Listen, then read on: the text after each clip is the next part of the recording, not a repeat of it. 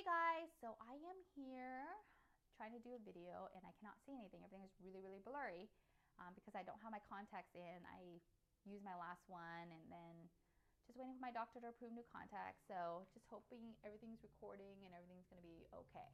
All right.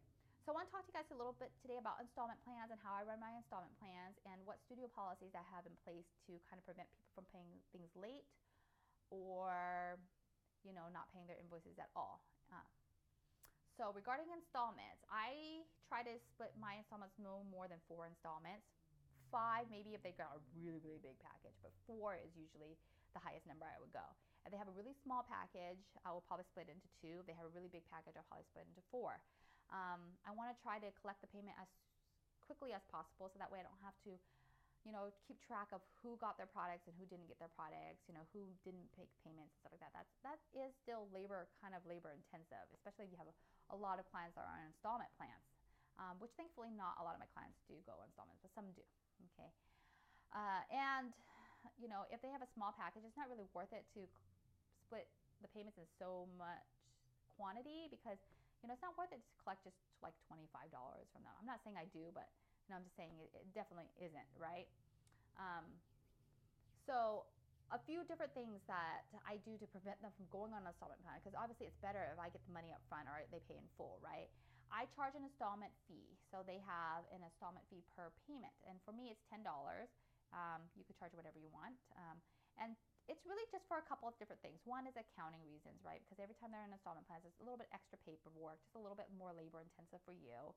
And then 2, it kind of just makes them think about going on installment and deters them away from doing so. Because if it's 4 installments times $10, it's like $40, and that might not be worth it to them.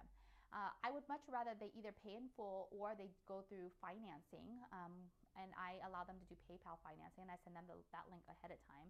Because if they apply through PayPal and they get approved for a certain amount or whatever, they know at least how much they're going to spend or how much PayPal will allow them to spend, and they will pay you through their PayPal credit or whatever, and you get the money up front, and then they handle their installments or their payments with PayPal. So then now you're out of the equation because you already got your funds, and PayPal now is handling all that stuff. So I would much rather they do it that way than do the payment plan with me. But either or is fine. I mean, I definitely will do installment if they want to. So how I run my installments is this. Okay, say for instance they buy 20 photos. Okay, so 20 divided by 4 is what, like 5 or 6 photos or something like that. So usually what I do is I will,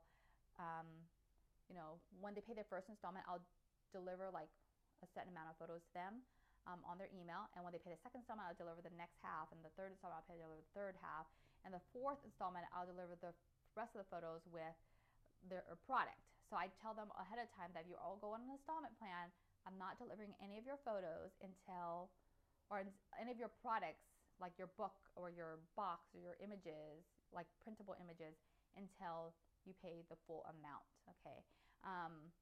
So that just kind of prevents me from ordering their book ahead of time and working on their photos when I don't really have their full payment yet. So I just kind of deliver a set amount of images at a time, and I just split them in half in however many installments they have. Okay. So then regarding late payments and not paying their payments and all, because I hear a lot of photographers say this where they don't even get payment from their clients. I do a few different things. One, I charge a late fee. So, I feel like we're a business, and, we're like any other business. So if they pay their phone bill late or, their utility bill late, they get charged a late fee. So I charge them a late fee if they pay it late. And the late fee is charged after 15 days of when the bill is actually due. So I give them a little bit of leeway, but after 15 days, that late fee gets attacked on, okay? Sometimes this doesn't always work because sometimes clients are like, okay, I have a late fee, whatever, I'm still not going to pay it, right? So then after 30 days, I tell them that I will purge all their images. So this prevents them from at least, just ignoring the bill, right? Because then now they're going to contact you and at least tell you what's going on. Because I'm not a mind reader, right? I don't know why you're not paying your bill. So, at least now they'll contact you and say, hey, I'm having a little trouble paying my bill. Can you split the bill in half or whatever. So that at least now I can kind of work with them regarding the payment, and at least get something,